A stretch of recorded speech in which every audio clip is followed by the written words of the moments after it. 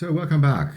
I would like to proceed with a somewhat lengthy case study concerning the word sport and the question how sport, the word, changed its meaning during the course of the last, say, 500-600 years, and why that is the case, that it was culturally induced, if you like. If you look at that here, you can see that sport for us today means any fun activity, something like this, requiring physical exertion. Okay, so here you go. Tennis, I don't know, soccer, football, baseball, basketball, whatever. Hockey, all right. But this certainly was somewhat different, say, in Shakespeare's times. And therefore, I would like to start with Shakespeare, always a good starting point. Here's a quotation from King Lear. The Earl of Gloucester says, "As flies to wanton boys are we to the gods. They kill us for their sport."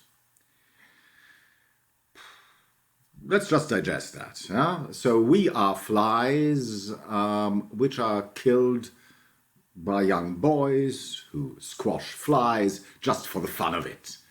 Okay? And so that's what we are to the gods. It's a simile, more or less.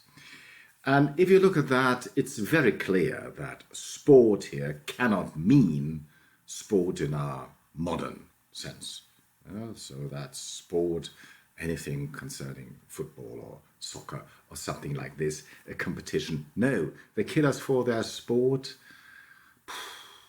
Certainly means something else. It does mean that. I mean, this is what I gleaned from the net here. This is, I don't know, some kind of tennis racket, electric, killing flies. No, this is not what it means. And therefore, let's first of all, before we come up with a probably different meaning, look at the context. Okay? So, the lines are spoken by the Earl of Gloucester. I said this before, after he was blinded by Cornwall and Regan. Okay, incredible suffering, the Earl of Gloucester. And he's one of the good characters in the play, in King Lear, and who suffers unbearably, and then he speaks these lines. The gods kill us for their sport. This is the context within the play, and now what is the whole play about? Probably worthwhile knowing. The whole play, the central theme of King Lear. Here we have King Lear at the very end of the play carrying his only good daughter, Cordelia, in his arms, dead. So the central theme of the play is there divine justice, insofar that in the end the wicked ones perish and the good ones thrive. And this is certainly not the case in King Lear. The good people perish along with the wicked. And therefore the conclusion can only be, no, there is no justice in the world, no divine justice. So this is the theodicy question, the grandest question of theology. How can I believe in anything divine, seeing all the suffering which is going on in the world? Let's go back with this intelligence now to the lines we quoted. As flies to wanton boys are we to the gods, they kill us for their sport. There is nihilism. So the gods don't care about us at all. This is what's behind that. The gods don't give a damn whether we live or die. They kill us for their sport. And then the only meaning which makes somewhat sense of sport is that here. Fun, pleasure, entertainment, something. It's that. They kill us for their entertainment, for their fun, for their pleasure. And certainly not for a competition or something like that. You see, so the context of the play, this sort of nihilism of King Lear, may certainly help us to understand what is going on here. So let's first of all take this in, that sport most certainly had a broader meaning in Renaissance times than it has today. Okay, and there is this polytheistic background, another context. He speaks of the gods, not God. And King Lear is set in polytheistic times. It's set before Christ, and Shakespeare knew that. It goes back to Geoffrey of Monmouth, History of the Kings of Britain, and there is the source is about King Lear, who himself goes back to a Celtic deity. Oh, right, we don't have to have the details here. And it's polytheistic. It's polytheistic, and in polytheism, it's exactly like that. I mean, think about this. In polytheism, there is no devil. No, every god is both devil and God. It's a dualistic religion. So basically, this is what we see here. The gods are there up on Mount Olympus in heaven, whatever you have, and they play dice or a game of chess. We are on the checkerboard and they move us around. That's what it is. If you look at the Iliad or the Odyssey or something like this, well, there's one fraction of the gods who supports the Greeks, another fraction who supports the Trojans, and they play a game of chess in the heavens. This is polytheism.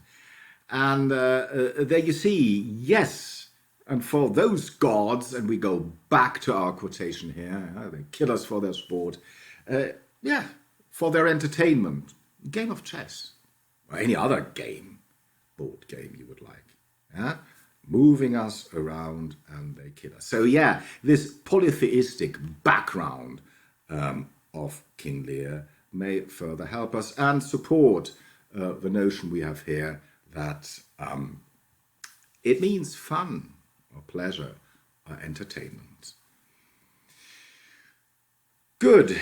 So the next step would, of course, be that we go back and look where is the etymology of sport, and as is the case with many, many, many English words, it derives from Old French, from a word disporter, okay, disporter, porter, to carry, and dis, to carry away. So disport is something which carries us away, makes us forget about the hardship of our daily lives, probably divert our whatever, spirits. Diversion, entertainment, this is what it means, disport, okay, in the original way. And we have that in Middle English, for example. Here it is. This is Geoffrey Chaucer's Cook's Tale, a fabliau, which means a funny tale about sex and scatology. And there the word disport appears, and let's have a look at it in what context. Okay, I will read it out in Middle English and then make the translation. Anon he sent his bed and his array unto a compeer of his honest sport, that loved dice and revel and disport, and had a wife that hailed for countenance a shop, and sweaved for here sustenance, something like that. So he sent his bed and other stuff to a friend of his, okay? The cook does, a very low character. And this friend, and that's the important thing, he loved dice, a game of dice, which is certainly a lower class entertainment. He loved revel, partying, drinking, everything to do with that, okay? And he loved and disport, fun, okay? When we see that, these are all fun things. So dice, revel, disport, everything to do with fun. So this is the context here. And interestingly here is that he has a wife that, to keep up appearances, countenance, has a shop. But she swived for her subsistence. And to swive, I'm sorry, there's only one translation. Fucked. That's it. Yeah, she's a prostitute. She swived for her sustenance, for her subsistence, whatever you want to call it. So yeah, there you see, disport, comes up as in a line of fun activities of a lower kind. Okay. Here another Chaucer, from the Man of Law's Tale. Nu filit that the mistress of that sort han skippet hem to Rome for to wende, were it for chapmenhorde or for disport. It befell that the mistress, makes them go to Rome, wende, please, wende, go, still exists in the present tense. Go, went, gone, two different words today, just a footnote. In Chaucer, you still have wende, I go, and went, I went. Today we have two different words, one for the past tense and one for the present tense, just for the fun of it. It's not irregular verb, please. No, it's two words. Once again, shapen them to go to Rome, and then the text says, were it for chapmenhorde or for disport. Were it chapmenhorde is everything that has to do with a chapman, and a chapman is somebody who sells goods. The word cheap is in there, which means to buy. Yes, originally, yes. Chapmenhorde, the Germans still have it, Kaufmann. Okay, here we go. Chapmenhorde or for disport. It means business. So, were it for business or for disport? And what's the opposite of business? Of course, pleasure is. Well, that's the question they ask you when you fly to the United States. First question. Are you here for pleasure or for business?